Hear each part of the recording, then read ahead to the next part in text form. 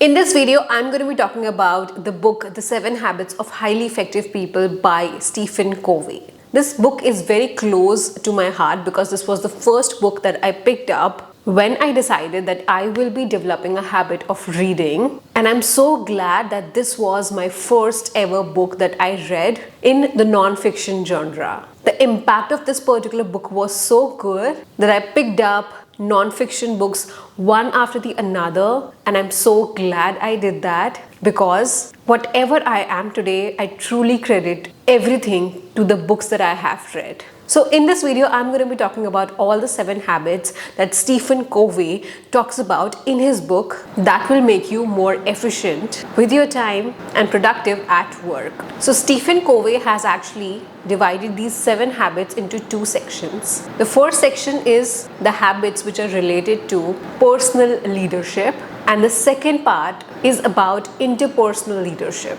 We are going to talk about both of these parts because I highly believe to be more effective, you need to be better personally as well as with people around you. So let's talk about the habit number 1, which is being proactive.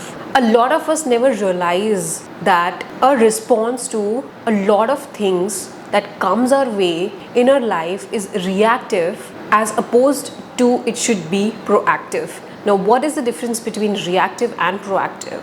Let's take an example. If you are working in a group assignment and your submission is due 2 days later, and your team member was responsible for one of the tasks of the project which was very crucial for the submission, and the team member has defaulted on his part. And this is a very common situation that a lot of students face in their student life. So what would you do? How is your response going to be? Because not submitting the project would also affect your grades. So the reactive approach would be that you get into conflict or argument with your team member wherein you are spending your energy in things which are outside of your control. You cannot literally control, you can. So while working in groups, you are responsible for your part. You majorly cannot control and take responsibility for other people's or other team members' action. But here, you are being affected by external factors. So your proactive approach would be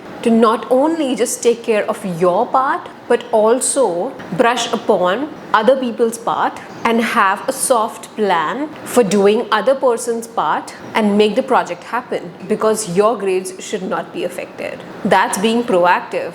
And when everything is done, the project has been submitted, you learn from the mistake and settle everything with the team member so that the situation is not repeated.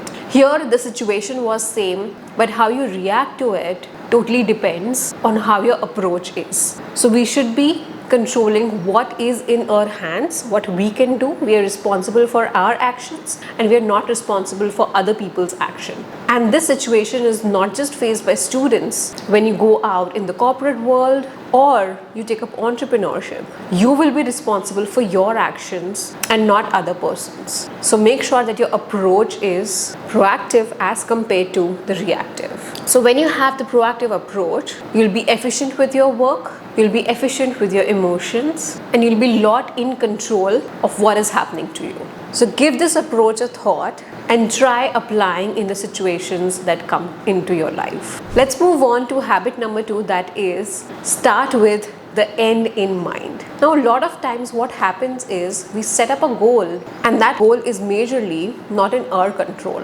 Let's take for an example, if I set a goal that by X amount of days, I want to reach X number of subscribers on my YouTube channel. That goal is not in my control. But what is in my control is to be consistent with the videos on YouTube and work on bettering my video with every video that I publish and slowly and gradually hit the X number of subscribers goal that I have, so that you realize that the end goal is the same, but how you approach is totally different. That's exactly what Stephen Covey teaches us in his book. Set goals that are in your hand, in your control, and work backwards to decide what you should be doing now. Let's take a very simple example. Let's say you head out of your home to go to your college, and on the Google Maps, you set the location, and then you start driving towards your college. So you already have an end destination in your mind that you want to reach your college, and that's how you take the routes. Then you evaluate which is the faster route, which has less traffic, which has less potholes. But if you go out of the house without knowing any end destination that you want to go to, you wouldn't be able to take decisions like which route to take, how much time it will take for you to reach, and which route has less traffic. So similarly, if your goals do not have an end destination, you wouldn't be able to take decisions whether if you are going right or wrong. So it's important that you start with an end goal. Now that we're talking about goals, it's important that we set goals in our life that makes us the better version of ourselves. And how do we become the better version of ourselves? By touch basing upon all of the aspects of our life, be it social, physical, mental, family, and work. So I highly recommend maintaining a Google document wherein you list down goals specific to all of the roles that you play in your life. I will repeat: physical, mental, social, family, and work. So open a Google document, list down all of these heads, and ask yourself, where do you see yourself 5 years down the line? That will tell you to be that person 5 years down the line. Habit number 3 is to prioritize what's important versus what is not important. A wise man once said, you can do anything, but you can't do everything. So in the habit number 2, we talked about setting up goals. Herein, I recommend not having more than 1 to 2 goals in each of the heads, because even if you have at max 2 goals in every section, there are 10 goals that you want to reach in the next 5 years. And even if you reach 8 of them out of 10, you'll be a better person as compared to what you are right now. So prioritize what is important for you. Eisenhower gave us this amazing matrix of importance and urgent. Use that matrix and evaluate which are the tasks which are important. Evaluating all of the tasks that you do on a daily basis based on this matrix will take you 2 minutes, but I promise the investment of 2 minutes that you do in evaluating all the tasks will make you feel more fulfilled towards the end of the day as compared to doing 10 tasks which are not of priority and not helping you move towards your goals. You can also do a roles and goals exercise on your Google Calendar to help you prioritize your tasks. Based on the Google document that you've created, list down all of the actions that you need to take in order to be that particular person and schedule it on your Google Calendar. So this is how I set up my work and personal calendar depending on the 2 roles that I play. In personal, so I have divided all of the goals, all of the roles that I play under work and personal. So under the personal, all of my social life, relationships, family comes, and as work, and under work section, all of my work related roles comes. So create 2 calendars, and here you can put all of the tasks. Like for example, I would want to meditate and do 30 minutes yoga every day over here. So I mark over here, so save it. So block your calendar for each and every task that you need to do on a daily basis to reach your goals. Similarly, work calendar, I want to film from 2 to 6, filming block. This happens every Thursday, Fridays, and Saturday and Sunday. So that's how you perform your roles and goals exercise, and you executed it to the T. And this way you would know what you need to do on a daily basis to be that version 5 years down the line. Now that we have covered every habit under the personal mastery, let's move on to the habits under interpersonal mastery. Habit number 4 is to always think win-win in every situation with every relationship, be it with life, be it with personal or professional. Life is not zero-sum. One doesn't need to lose for you to win. Both of you can actually win. If one person has the mindset of figuring out an alternative which is a win-win for both the parties. We all are humans, and we might have experienced conflicts in our relationships. Our relationships are important than the conflicts, because these conflicts, if you look back to them over some years would prove to be very small as compared to the relationships you have developed. So make sure that you have a win-win for both the parties and invest time and energy in explaining the other person. Then let's figure out a best solution for both of us. And if you do this, I promise your relationships will be more easier and smoother, and you'll be more happy in your relationships. So when you experience a conflict with anyone the next time, hold yourself back, don't be reactive, and think about the win-win alternative for both the parties. And if you discuss this with the other party, I'm sure if the person is sane and logical, would agree to it, and this will bring your relationship even more closer. This approach is proven to work in both the scenarios, with your personal relationships as well as relationships at work. The fifth habit Stephen Covey talks about in his book is being empathetic towards others. We all are human beings, and we are all going through our own struggles and battles that we know nothing about. Never consider your battles and your problems so big enough as compared to the other person.